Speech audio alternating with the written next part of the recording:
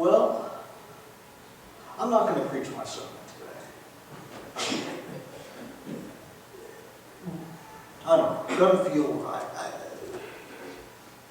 What did you guys think last night when all this was happening?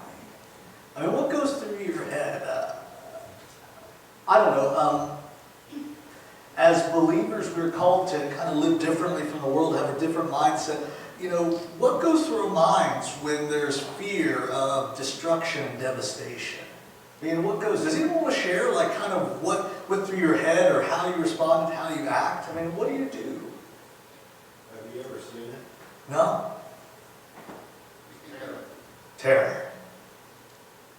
I was out, can't see from the house, so I got in the pickup and go down just about a quarter mile. There was a circle where I could see out there.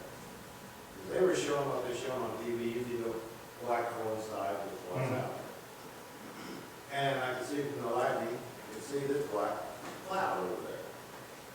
And it was almost clear right where I was at. Yeah. And I thought, it's going to go west of us north, which it did. But then we seen a bolt of lightning, and I seen this black, evil-looking, and it had this job down. And I was talking to my dad, because he's over at Truesdale, and I was trying to keep him informed. And my daughter was bringing the phone off the wall. You better get out of there, you better do this, you better do that. I says, I'm fine. And then it got deathly still. And I see him flash, and like I said, I seen it coming down. Turned the pickup around, and that's when we lost electricity. That's when it hit over by Truesdale, because we feed from Truesdale. And I lost Dad on the phone, because I was talking to him on landline. We lost phone. Didn't get a hold of him. Denise was trying to call me, and it was just going straight to my voicemail. And she couldn't see. She thought, it's gone. He's gone. Got sucked up out there watching it, got sucked up. And I got in the house, and she was frantic. We got into our storm shelter. And just as we got out of the house, running to the storm shelter, the wind was really picking up and blowing. And was down in there, and we had a ladder across storm shelter, and we heard it blowing away, and we heard stuff blowing. And I looked up, and kind of let down, got calm, real calm, nothing. I opened the door and looked out, and I could see the house was still there, and stuff was there, then it come in again. But to the west, you know, I knew it was worse to the west. But it's been probably about 1978, I was in the combine, it was in the fall, and I was coming home from cutting corn, and we had a storm come up. And I was rode in the combine, didn't have phones, didn't have radios. I was over by Byers, and I was going, and I got hit with a mini burst in that combine. And when it's rocking that combine, picking it up and bouncing it, there's nothing I could do. And I finally pulled in the neighbors. They had a silo just on the road, and just pulled it right into the trench silo and rode it out there. So I have been in one little one before. But it is terror. You know, you don't, usually, and she don't like to it, usually I just head to Pratt. Get in the pickup, get out of there, and just outrun it. But she don't like that. I can outrun it, by golly. You know, but we got the storm shelter, so now we won't have. But, you know, like when the Greensburg hit, I wasn't about to get in our basement because I had a friend over by Greensburg that they were in the basement and sucked everything out of the basement. And I wasn't about to go in the basement. I don't know, we got a 3-story house, and I don't know I'll ever go in the basement of it. Because if that thing falls down on you, there's nothing left. But we do have a storm shelter now. But it is terror. And you're just sitting there talking to the Lord, asking Him to, you know, be with us. What shall I do? And everything else, you know. But you do have a connection with the Lord. What's that prayer like? Is it different than the prayers the rest of it's you know, just that is the Lord, please let us be safe, you know, and you know, it's material things. The house and everything else is material. Just let my family be safe. You know, let my daughters, you know, Derek, he went down to Art State to play basketball in a tournament. and he was driving back. So he had just barely missed the one at Marquette. You got them, you got your daughter, you got, you got your family scattered around, you got your dad over at Truesdale, you can't run over there. And it's just there, you just pray to God, pray to the Lord that He'll help you. You have your husband down the road out in the open watching. It is scary. It is scary. And we're right down there in that tornado alley, I guess what Mike knows. It just seems like it tracks right down through us. You know, I bet there's probably 20, 25 systems. We went driving around this morning over there, and we couldn't stop and help because, you know, we had to come in here. But I seen, I don't know whether you know, the big tires on the irrigation. They got about a 200-pound final drive on them, and they're bolted to the steel frame. And there's just the tire, the final drive is jerked away from that iron and thrown out in the middle of the road. It's just amazing what it does, you know. But it's just, it's scary, but yet I have a kind of a peace because I just ask the Lord to guide, to be with us. And then you just, you know, you're not really, you know, you're scared, but yet you're calm. Because if you ask the Lord to be with you, just go do what you should do, whatever happens. Because, you know, in this life, there's two things, I don't care who you are, where you are, or what happens, that anybody can ever take away from you. And that's the love of your family and the love of your Lord. If you got them two things, you're rich. You got everything. And as long as you have that kind of peace of mind, you can have about anything. So, Anyone else?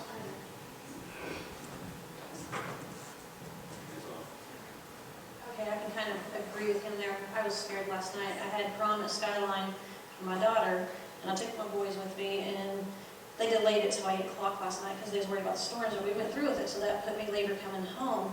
And I was coming home with the boys around 9:30, and everything had already come through here, so I thought, I'm good to go. Couldn't get a hold of Robert, you know, I'm good to go. He just said, wait up 20 minutes and head home. Okay. I'm coming south on the Macksville Road, coming into town, you know, and thinking, I'm almost home, you know, I'm doing good. And then I hit a power line. What do? You know, I got 2 kids in the truck, I got to protect. Do I get out? Do I see if it's there? Do I take a risk of shocking myself? So I sat there for a minute and I panicked a little bit, and then I take for granted a telephone. And I thought, I can make a phone call, no big deal, I can make a phone call. 911 dispatches out. Okay, so I sit there, okay, what do I do? Finally I thought, okay, get a grip on yourself, get out, look at the damage of the truck, you know, see if the power line's hanging on the truck. I didn't see anything, it was really dark out, and there were some vehicles, you know, one north of me and back south of me, and I even seen a fire truck, and I knew who was in it. Couldn't talk to them though. Okay, so I'm sitting there with the kids in the truck, and I don't want them to get out, because I really wasn't sure where that power line was. And so I thought, okay, I'm the brave one, I'm the mom, I'm going to get out. I got out and looked around the truck, and I didn't see anything. Okay, I got back in the truck, and I still couldn't get a hold of nobody. What do I do? Okay, Linda, what do you do? I decided to turn my truck around and go back and see what I hit, for sure. Because it wasn't very far. I turned my truck around, and yep, I took out power line. A big one. It left some marks on my windshield. I thought, well, okay, I'll sit here for a second longer, and then another emergency truck finally pulled up, and I don't know, it might have been Shane, I'm not sure who it was. And he says, what are you doing? And I said, trying to get home. And I said, I just want to go home. He goes, well, have you checked these houses out here? Are they okay? And I said, I don't know. I just want to go home. You know? He goes, well, I checked that one, it's okay. And I said, well, let me turn my truck around, you know, and it wasn't a quarter mile again, and there's another power line, so I had to take a ditch to go through it, and he kind of led me through, and we made it home safely. But boy, you just take for granted that you can always make a phone call and somebody's going to help you. No, you have to depend on your faith. I mean, because it's just spooky, and you got kids, you know it's your job to protect them, and all you want to do is go home. We sometimes just can't do that, so it's pretty scary.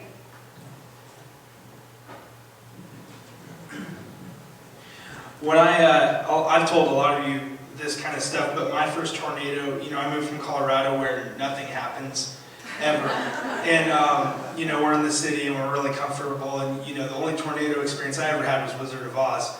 And I'm just like, well, that's terrible. You But people, when I was moving out to Kansas, they're like, it'll never happen, it's really rare.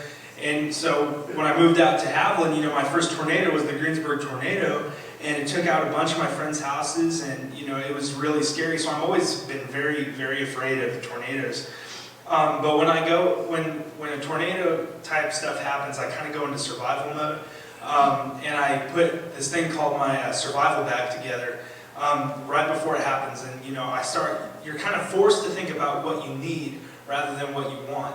Because of course, could I load all my guitars and everything down to the basement? Yeah, but you don't have time. So I started thinking, okay, water, shoes, things like this, and your priorities suddenly like flip upside down. You're thinking about, okay, if everything is wiped away, what do I need to survive? Like walk a long distance, survive the weather, and I'm always kind of made fun of that survival bag, but when you're prepared, it feels a lot better. But to a point, you're never prepared for that, and it was quite an experience trying to get my cats into the basement. And, I think I'll probably rethink that a little bit next time. But you're forced to think about what you need rather than what you want. And my wife, we're down there, and she's from Oklahoma, so she's like partying. It's no big deal to her, and I'm sitting down there like crying. But she's like, we've got each other, and we've got our cats down here. We're safe and we're set, and nothing else is really that important. And all of your wants for your material things, and the movie that the sirens interrupted, everything that is a comfort to you suddenly is not important. And it's important is keeping your family and your loved ones, my cats, safe. And it's a really humbling experience, and you have to really take into consideration the motives of your heart and what what you really need versus what you want. And what I wanted was my family safe and my faith safe, and it's just a crazy experience. And you hear a lot of these themes and these things is something that we as Americans are not used to: helplessness. Something we're not used to is not being in control of the situation. When a tornado is coming, you're forced to go into a basement and you're forced to wait, and there's nothing you can do. There's nothing you can do. And we in our society, we don't like that. We're used to being able to solve our problems. And even if we try, I'll tell you the thing, on Cape News, Jay Prater, I like him. He was focusing on the two other tornadoes, not on Macksville. Two other tornadoes, not on Macksville. I was furious. So finally, I called Cake. And I go, hi, I'm a resident of Macksville. Could you tell Jay to focus a few seconds on Macksville, please? I was furious. And he goes, yeah, they say go in the basement. I go, yeah, but could you just tell him to say something so we know what's going on? I hang up. He's on, all of a sudden he goes, what? Okay, we're going to go on to Macksville, talk about Macksville. And I go, yes. He goes, okay, we're going to take a look at Viper 3D. Power goes out. Oh, no. And it's such a great illustration, because even as you try to control the situation, you are helpless. You have no control. And so what a humbling, Jessica didn't want me to tell this. She's embarrassed. I'm forceful. KSN. No. We're getting distracted. We're going to get into worship wars and news wars. Which channel you like. What happens when you're helpless? And what you say? You pray, you have your faith. And it's prayers that you have never really prayed before. It's the spirit you never had, because you're saying, there's nothing I can do. I'm trusting in you. Please help me. And wouldn't it be great if we could have that attitude all the time? But unfortunately, it doesn't happen. And we'll share a little bit more, but I wanted to share some scriptures. I'll tell you why I'm not preaching. The preaching was on why we should pay taxes in Matthew. It's not appropriate for thing. And so I'm hitting, and I want to read you these two scriptures. Just kind of listen. One is Jesus speaking, and he says, and he told them this parable. The ground of a certain rich man yielded an abundant harvest. He thought to himself, what shall I do? I have no place to store my crops. Then he said, this is what I'll do. I'll tear down my barns, build bigger ones, and I will store my surplus grain. And I'll say to myself, you have plenty of grain laid up for many years. Take life easy. Eat, drink, and be merry. But God said to him, you fool, this very night your life will be demanded from you. Then who will get what you prepared for yourself? This is how it will be for whoever stores up things for themselves, but is not rich towards God. And that leads me to James.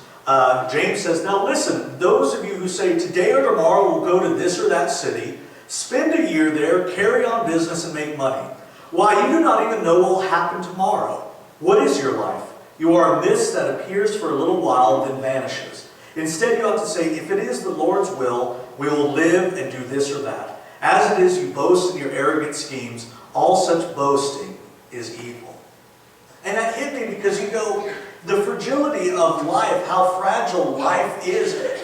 How often do we plan and think ahead? How often do we plan and think and build and create and make? And we derive security and pleasure. I have this much money in my bank account. I have a roof over my head. I have this car. Jess and I was doing, we're buying a house down in Haviland. If I paid this much extra, we'll pay off the mortgage this much sooner. And you think about it, what happens if a tornado comes that night? And you think all that time, and I'm not saying planning is not important, but all that time you spent, all that time I spent crafting the budget for May. That's my Saturday job. I craft the budget for next month. I spend and look how every dollar, where that goes. What day is it? It's April 15th. And if a tornado comes, what happens when we spend all this energy planning and thinking? And I remind you, Jessica's grandpa, every time we see him, I go, all right, hopefully we'll see you tomorrow. And he always goes, Lord willing. And we always, it was kind of creepy, I was like, okay, negative, I always say our family, negative Nancy. Don't be a negative Nancy.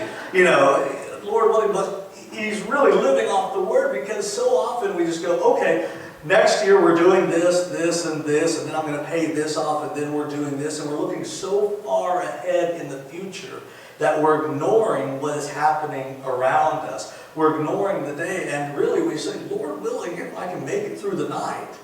And Jesus says, don't worry about tomorrow, what you'll wear, the clothes, the food. Gentiles run after these things, but you are Christians. Instead, seek first the kingdom and his righteousness, and all these things will be added unto you. What I think the tornado did, or the storm did, is, doesn't it make you present in the moment? When there's a tornado coming, you're focused on each individual second. You're wondering, what is happening to me right now? I wasn't doing budget stuff. I wasn't worrying about my chores for tomorrow. I wasn't, farmers, I don't know if you're worrying about harvest. You seem to be right in the moment. How can I keep me safe? How can I keep my family safe? And am I praying like I've never prayed before? And I think there's this, if there can be a blessing out of that terror, that helplessness, is that how can we be in that moment? How can we be in that moment all the time? Not in a moment of fear, but in a moment of what is important? What do I need versus what do I want? What do I need versus what I want? And you said faith and family. When you're in the basement with your family and you're praying, you go, wow, keep my family safe. Lord, protect me. I'm trusting in you. Or you realize what is important. It's not, my life, my things. The tornado siren went off the first time, and I go, we're in the basement. Everything's good. All of a sudden, I hear screaming outside. And I go, oh, and Jessica looks at me, I go, what is happening? So I run upstairs. I'm in shorts, flip-flops, rain gear, tornado gear. And I look outside. Well, apparently, the storm shelter was not unlocked. And so these people, including the nursing home people, were here, and they're trying in the storm with the sirens. They went to the school, couldn't get in, they were trying to get in, and I go, the tornado siren's coming, there may be a tornado, but what did I do? You run outside and you help people in. And I'm not saying I'm brave, I'm not brave. what matters is these people coming together to make sure everyone's safe. So not only are you in the moment, but you're worrying about what is important, family, your faith, but also helping other people. And isn't that the example of Jesus? You know, he really pushed on in his word the idea of trusting in God every moment and giving of yourself. And so, I don't know, you know, do we need these tragic moments? I wish we'd never have them. But sometimes it's these tragic moments that really bring into focus, you know, bring into clarity what is important. And I think it doesn't have to be a tornado. Garrett, was it your house burned down? You know, what did that do to your whole, you know, what goes on that evening? What goes through your mind when you see that?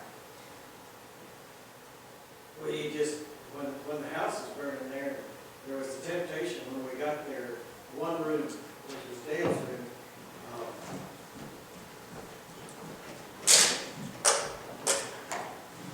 when we got there and the house was on fire, Dale's bedroom on the lower level wasn't on fire yet. There was a temptation to break the window and go in and get some of his 4-H trophies. And better judgment said, just stand back. And so we turned off the gas and we stood back and watched her go. The fire trucks were there and they'd cool down the fuel tanks that were close proximity to propane tanks so it didn't explode. And you just watch it there. Did you learn anything from that experience? I mean, What we learned most is, in months and weeks and years to follow, is what we had given away we got back. And what we had hoarded was gone. Awesome. Well, two other things that kind of in connection with this. One time we were at family camp at Lake Wilson one morning, and some of you were there. I happened to be in the pickup topper, which was really top heavy when the storm came up, and 9 of us with somebody else. The kids were in a tent someplace, and the wind was really going, and I thought that thing was going to blow over. And you know, just like Alan said, my first prayer is be with my family, Lord. And then, as was Leona or Ed used to say, what are you going to say when you get St. Peter says, "How you doing, Gary?" And say, "Lord, have mercy on me, a sinner." And I remember when Isaac and I were headed into that revival meeting when he was 11, and the pickup started rolling, and I blanked out for the first roll. And when I came down with my chest on the console, the first time the tires hit the ground again, why, with a thud, why, I always wondered what would I do? Would I curse, or would I? And my thought was, be with Isaac, and Lord have mercy on me, a sinner. And so we made another loop around. The pickup stopped. I looked over there, and Isaac was gone. And pretty soon he came up to the window and he says, "I'm sorry, Grandpa, I'll never drive again, Grandpa. I'll never drive." Well, he's ready to drive again now. So. but you know, it's God sharpening our pencils. Absolutely. You know, one time at Barclay, I had to drive. We do an online and distance program, and one guy came all the way from Malawi, Africa, and he came to meet the professors, and they asked me, "Can you take him to Walmart? He needs shoes." They don't have any stores or anything like that. We're driving, and I go, "What do you do?" And he goes, "Well, I'm a youth pastor." I go, "Well, that's neat." And as we talked and got through the language barrier, he wasn't a youth pastor, he was a youth superintendent of 256 churches in this small town. In this small country, most churches are about 1,500 people each. Most people walk 3 to 5 miles to get to church. And I go, why? And as we talked and I learned it, I go, the nation is ravaged by poverty, by AIDS, by corruption, by lack of education. And you realize when every day is a gift, you know where that gift comes from. And so to them, it is not a problem to walk 3 miles to go to church, because it's God who gave you the health, the food, the family, and the safety to make it there. And it's just interesting when you have everything taken away. But how long is it going to take before we lose this memory, before we lose that feeling? I mean, how long is it going to take before, like that, before before you go to assuming, oh yeah, I can call and I can get home and life is normal. And so, what do you do to retain that? I don't have the answer, but it seems that Jesus is saying is, not that we shouldn't plan or be responsible, but what is the attitude of your heart? What are you relying on? Are you relying on your barns filled with grain or your business plans or how you're going to retire? And you're looking so far into the future that you missed what's going on today, the blessings, but also the opportunities. It's not often that people say financial planning is an arrogant scheme or business planning. And I don't know if that scripture is saying that. I think what it's saying is, we have lost our ability, I think, as Americans to be in the moment.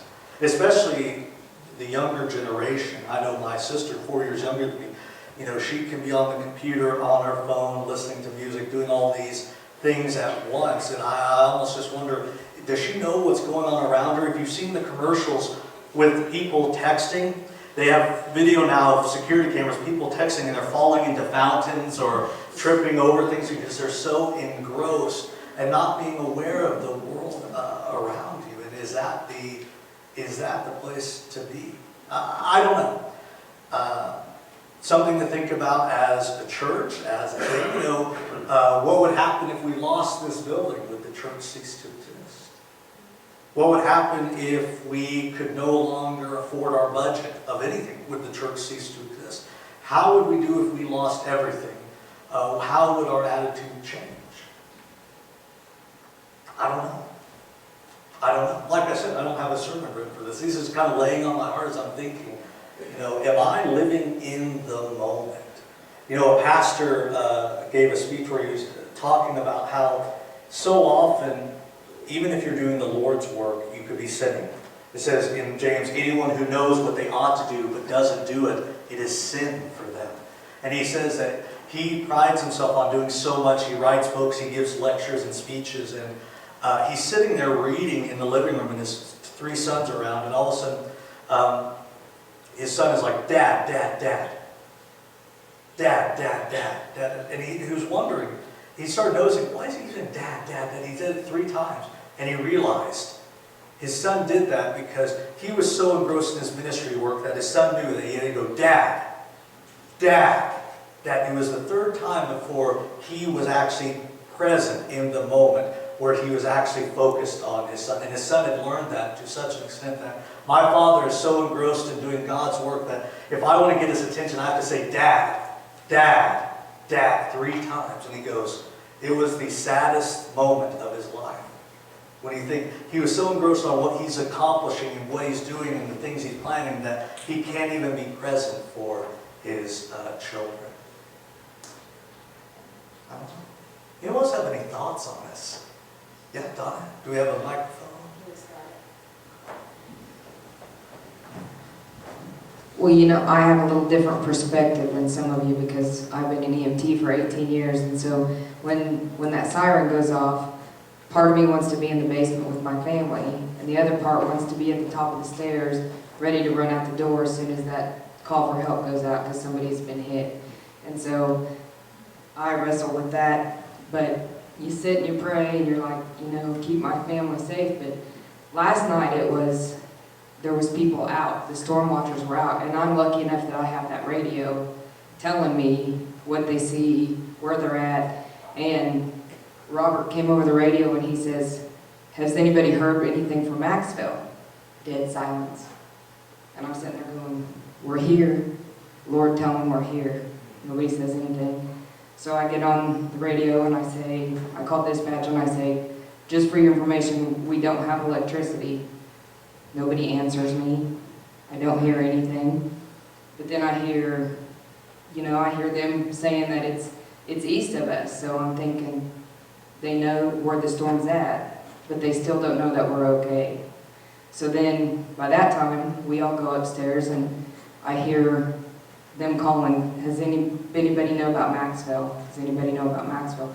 And these people have families here wondering, I'm here watching out for them, but Are they okay?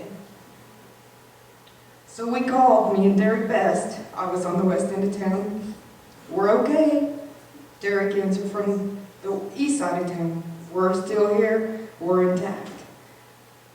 How scary would that be with no communication?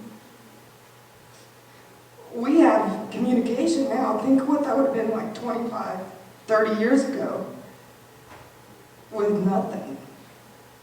I can remember my grandparents living north of town and they didn't have sirens. They didn't have TV. They had to go by their guts. They had to know what, the farmers had to know a storm's coming, let's get to the cellar. They didn't have an all clear. They had to wait. So how lucky are we now? We have that communication. So that's a blessing that they didn't have then that we have now. But still, are they okay? No power, no phones. I don't know, we had cell trouble last night, so even the cell phones weren't working. People were trying to call. I'm sure everybody was trying to call at the same time. Therefore, nobody was getting through. But we send them out to watch out for us so we're safe. So we know when to set those sirens off. And we live in a small community where once the power goes out, we don't have sirens anymore. So once the power's gone, there's no way to let everybody know it's clear. You have to go, you just have to wait. But for those people who are out there that left their families in the basement thinking they're safe, is everybody okay there, And I'm sitting here going, I'm lucky enough to have a radio.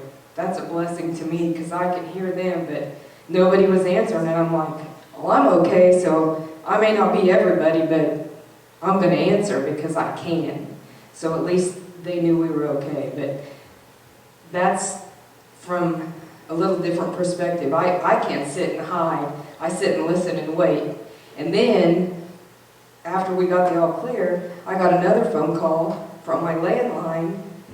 Please come help us. We can't get the door to the ambulance garage open. Can you please come help us? Sure, I'll be right there. So I go out. My garage door won't open. No electricity, so I have to open it manually. The things we take for granted. And I get down there, and Carl and Derek are trying to get the door to open to the EMS station. It wouldn't open. So we got trying to hold flashlights, hold ladders, get up there. The door wouldn't open. The door was broken. When there's no electricity, you have to open it manually, and there's a pulley system. The spring broke when they tried to pull the clutch to open it manually. It broke. So we have an ambulance. We have people to staff it. It won't leave the garage because the door won't open.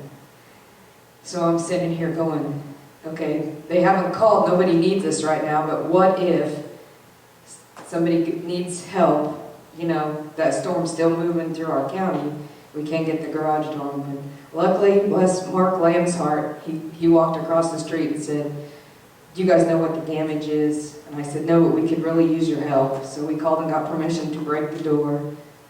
He climbed up on the ladder and we took a bunch of nuts and bolts out and we got the door open. But when you expect things are going to work right, people are going to be there, things like that happen and it makes you think, what if, they didn't need us. Thank the Lord, nobody needed us, because if we would have got there and they would have needed us, we still couldn't go anywhere. For a good 15, 20 minutes is what it took us to get that door open. So that's just another little side to people who are willing to put their lives on the line to save everybody else and to try to protect us. But I can't imagine being out there calling and saying, is everybody okay, and not getting an answer. So Talk about showers of blessings. How many of us have gotten on our knees and thanked the Lord for our storm system that we have, the sirens? No, you don't think about it until you need it. And 364 days, it slips the mind. And thankful for the storm chasers and the EMTs. It's, I don't know. I think what I learned is, you learn from what you want, from what you need. You learn what's important. You stop taking things for granted, and you realize the blessings that you have. And I thought, what a great word, that what you've given away, you get back, and what you've hoarded and stored, you've lost. These things that we can learn, but so often what happens? We go back to normal. And so I guess I just want to kind of close in prayer. We'll just kind of dismiss from here. I just want to say I'm very thankful that we're okay, and I'm definitely praying for those who have suffered loss and damage. And I pray that, there was no injuries, you said? There was... As far as I know, there's been no human injuries. There's, the family Gary mentioned, they did lose a house, and they dug some people out of a basement, but everybody was okay. And so, thank the Lord that there was no injuries and that everybody's okay. So, like I said, we are blessed. And I think if we can have a blessing out of this, besides being safe and no injuries, is that how much better would we be if minute by minute we realize each moment is a gift. Each moment is a gift from God. Like Scripture says, we're not our own, we are bought with a price, therefore we need to honor God with our lives. And so I pray that this will be a spiritually growing moment for us. And for those who don't know the Lord, I pray that maybe this moment will help bring a clarity to their lives, that, how fragile life is. Maybe I need to trust in something greater than my bank account and my mortgage and my house. And so let's close and we'll just dismiss. Will you pray with me, please? Dear Heavenly Father, I thank you for this day, and I thank you, Lord, that it says that a sparrow doesn't fall to the ground without you knowing about it. And he says that we are worth more than many sparrows.